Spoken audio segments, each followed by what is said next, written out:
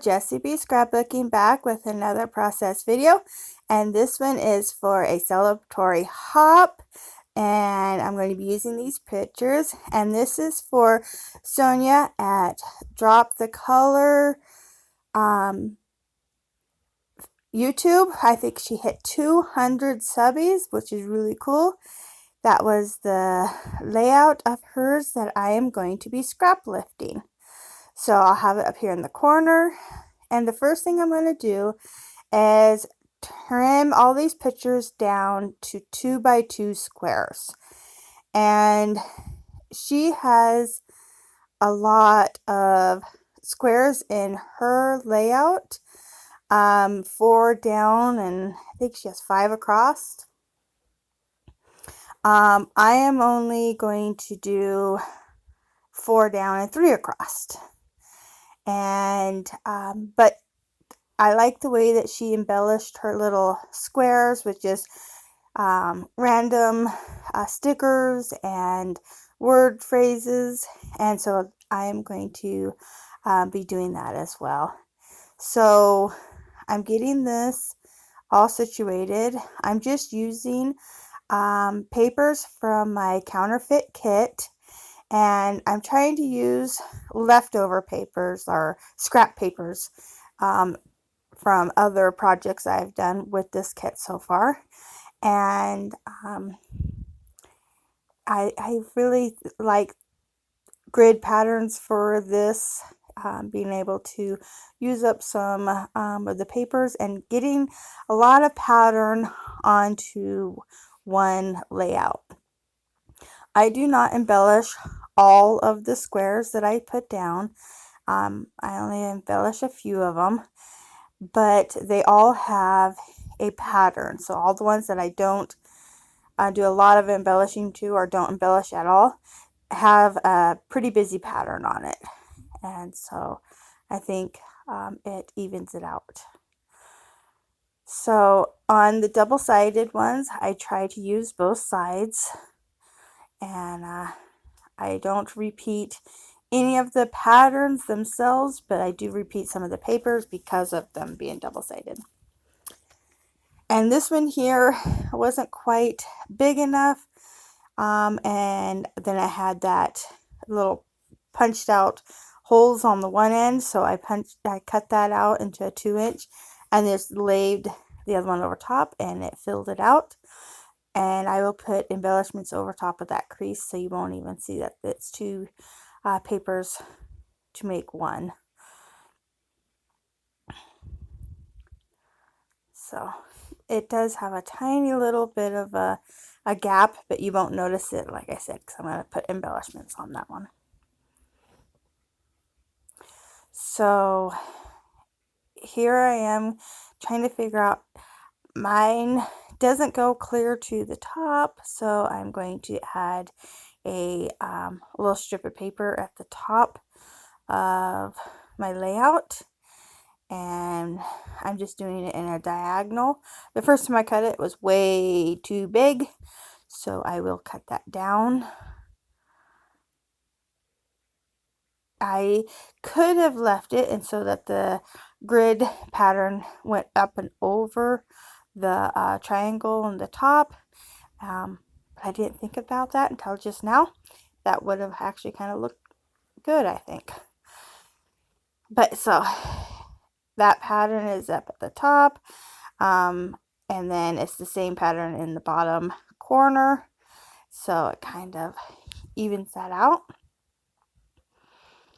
I got everything all glued down off camera except for the stripe here at the top, so I get that glued down, and then I am going to start my embellishing of the squares.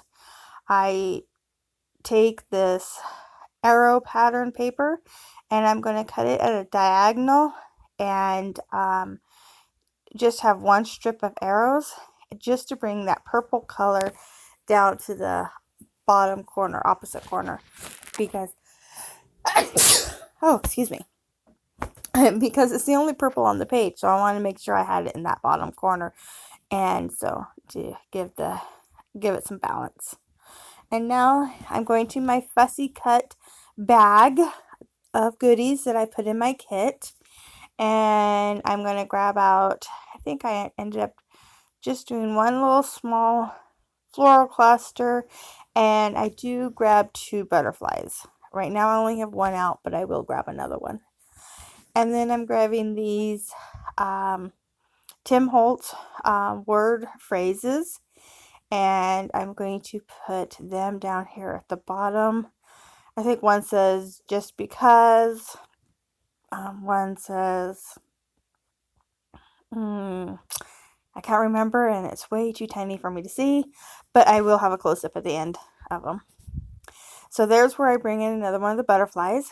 I like that purple, so I bring it in again, and finishing out my word phrases. And then I grab my big sticker book that I got from Walmart that is in my kit this month. And I find one page in it that I think matches these papers perfectly. And so I will be using that page right there to embellish the rest of these squares. So I love this big elephant with the flowers on its back. Then add a bouquet of flowers in front of it. And then I'm grabbing this tiger. I thought I was going to use it up there, and then I'm like, no, I want it someplace else, but then nope, I put it back up there. And I do like it up there. It does blend in a little, but it's okay. I add a floral cluster behind the butterfly. I add a heart to the elephant and a star up by the tiger. And then here's will be my title, and it's just hello darling. And I'm going to use that as my title and put that cluster in front of it there. And so I'm just going to grab hearts and stars and kind of mix them in on each of the squares that I'm going to decorate. I leave that top first square blank. The one below it is blank. And I think everything else has something on it, except for the bottom 2 kind of share the word phrases. I just kind of put it across between the 2 of them instead of just on one. So I do that, and then I will come in with some scattery bits here in a second, and I just grab a little that was in my kit, the little I think there's little tiny sequins and some little flower gems. I have a whole baggie, but I couldn't find the baggie, so I just grabbed this one that was almost empty. That I dumped everything out of this one into the baggie. So this is what was left in it. So I'm just going to use it, and I'll put some beside the tiger here. I'll do a little butterfly trail behind both of the butterflies I put down, and then put, I think, a flower over by the elephant.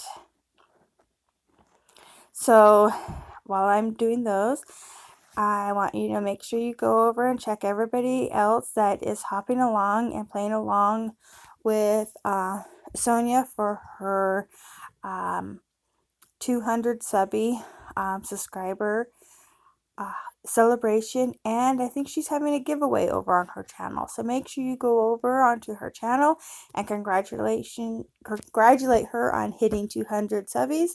And yes, check everybody else out that's playing too. So thank you so much for watching. Here are the close-ups. I really think this one turned out really cute. Bye.